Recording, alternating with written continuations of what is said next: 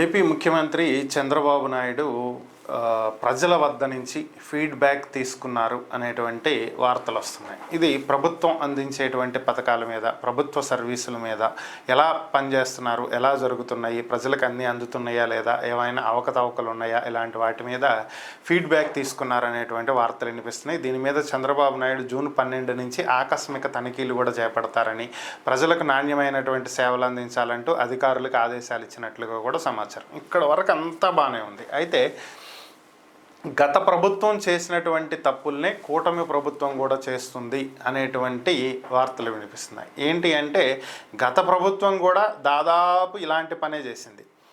పథకాలను అందిస్తూ బటన్లు నొక్కుతూ అందరికీ అన్నీ అందినీయా లేదా అనేటువంటి ఫీడ్బ్యాక్నే తీసుకుంది. అంతే తప్ప అధికారుల పనితీరు ఎలా ఉంది, స్థానికంగా ఉన్నటువంటి తమ పార్టీ ఎమ్మెల్యేలు, మంత్రులు, నేతల పనితీరు ఏ విధంగా ఉంది, ప్రజలు వీళ్ళ పనితీరుతో సంతృప్తి చెందుతున్నారా లేదా అనేటువంటి ఫీడ్బ్యాక్ మాత్రం తీసుకోవాలి. మేము 99% మేనిఫెస్టోని అమలు చేసేసాం, మాకు ఓట్లు పడిపోతాయనే భ్రమలో గత ప్రభుత్వం గడిపింది. సో ప్రస్తుత ప్రభుత్వం కూడా దాదాపు అదే దిశలో అడుగులు వేస్తున్నట్లుగా కనిపిస్తుంది. ఎందుకంటే ఇప్పుడు పథకాల మీద ఫీడ్బ్యాక్లు తీసుకునే ఉపయోగం ఏముంది? అర్హులు ఉన్న వాళ్ళకి అందుతాయి, అర్హత లేని వాళ్ళకి అందవు. ఇది క్లారిటీ ప్రభుత్వానికి తెలుసు కదా ఆ విషయం. ఇక దాంట్లో ఫీడ్బ్యాక్ ఎందుకు తీసుకోవాల్సిందేంటి?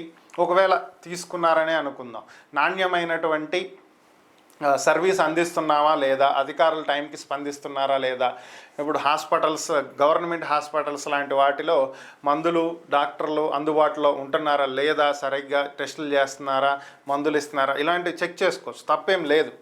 సో చేయాలి. వీటితో పాటుగా స్థానికంగా ఉన్నటువంటి ఎమ్మెల్యేల పనితీరు ఎలా ఉంది, ఇన్ఛార్జీల పనితీరు ఎలా ఉంది, ప్రజలతోటి వాళ్ళు ఏ విధంగా స్పందిస్తున్నారు, పనులు ఎలా జరుగుతున్నాయి, ఏంటి, ఇలాంటి ఫీడ్బ్యాక్ అసలు తీసుకోవాల్సింది.